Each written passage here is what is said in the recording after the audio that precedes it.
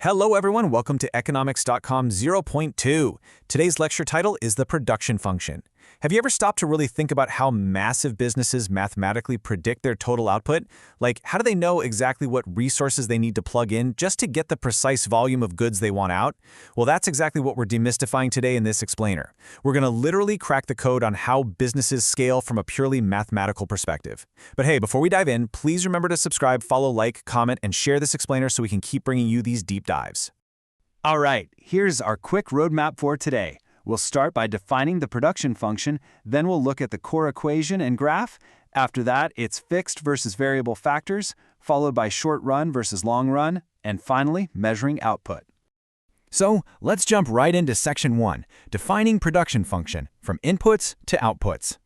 At its most basic level, production is really just a process. It's the series of activities a business uses to convert inputs into outputs.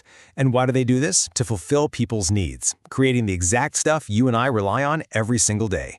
An input is absolutely anything utilized in the creation of a commodity, while the output is the final product you get at the very end of that process. The production function is simply the framework that defines this whole relationship. I actually love this quote by the economist Donald Watson because it just hits the nail on the head. He states, "Production function is the relationship between a firm's production, which is the output, and the material factors of production, which is the input. It's a direct causal relationship. Basically, what goes in dictates what comes out." Moving right along to section 2, the core equation and graph, visualizing the math. The crucial takeaway here is this standard equation. Q equals F of L and K. Now I know it might look a little complex at first glance, but it's actually beautifully simple. Q represents your total production, or output. The F just stands for function, meaning Q is a function of whatever is inside those brackets. L stands for labor, which is our variable element, and K stands for capital, acting as our fixed element. Economists use this model with a few assumptions in mind, mainly that inputs and outputs are divisible, technology stays constant, and these factors are imperfect substitutes for one another. Let's ground this math in the real world for a second. If a business decides, say, it needs to employ 4 units of labor, like 4 workers, and combine them with 5 units of capital, let's call them 5 machines, the specific equation for their production function becomes Q equals F of 4 and 5. You just plug the numbers right in, and the function spits out your expected output. And we can brilliantly illustrate this whole concept graphically. Imagine the input mapped right along the horizontal x-axis and the resulting output climbing up the vertical y-axis. That curve arching upwards, that's the production function itself, Q equals F of L and K. As you move to the right and add more inputs, the line naturally climbs upward, showing the corresponding boost in output. Now for section 3, fixed versus variable factors, the ingredients of scale. It is absolutely crucial to grasp this difference if you want to understand how businesses actually grow. Traditionally, we have 4 factors of production: land, labor, capital, and organization, and we chop these into 2 distinct buckets. First up, variable factors.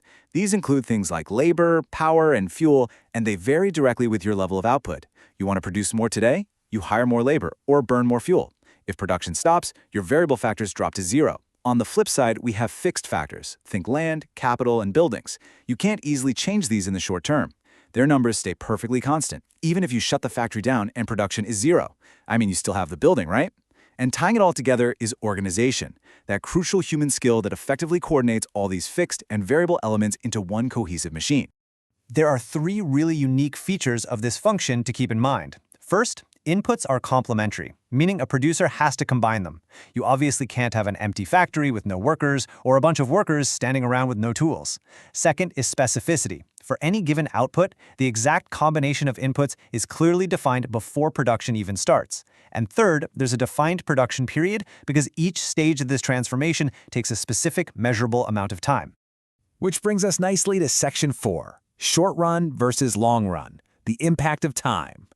Look, time is literally everything in economics. In what we call the short run, production can only be increased by tweaking those variable inputs. You can hire a few more workers or buy extra fuel, sure, but your fixed factors, like the actual physical size of your factory, they remain stubbornly constant.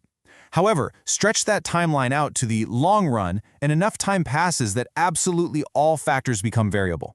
Given enough time, a business can easily go buy more land, construct a brand new factory, and stock it with totally new machinery. Because of this time constraint, these two periods are actually governed by totally different economic laws. The short run, where only variable factors can change, is dictated by the law of variable proportions.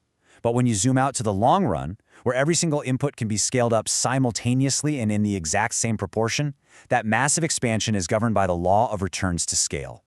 Finally, we reach Section 5, measuring the final product, tracking volume. We actually analyze the final product from 3 distinct angles. First is total product, or TP. That's simply the entire total quantity of goods the firm produces, the whole shebang. Next up is average product, or AP. You calculate this by taking that total product and dividing it by your units of variable factor. That gives you the output per individual unit, like how much each worker is actually producing. Finally, we have marginal product, or MP. This is a super vital concept. It's the extra additional output you add to your total product when you employ just one more single unit of a variable factor, assuming everything else stays perfectly constant. To make this super concrete, let's look at a quick real-world example of average product. If 6 laborers are working together and they produce a total product of 60 kilograms of wheat, you just divide that total 60 by the 6 variable inputs. Boom! That gives you an average product of 10 kilograms of wheat per laborer. It's just a really clean, simple metric to track your efficiency. So, I want to leave you with a bit of a provocative thought today. We've talked extensively about factories, land, and wheat, but if the laws of physical scale require increasing both fixed and variable factors, how do you think the long-run production function applies to a modern digital software company? You know, a place where replicating a product costs basically nothing? It's definitely something fascinating to chew on as our economy continues to evolve. Thank you. If you have any questions, please ask in the comments box.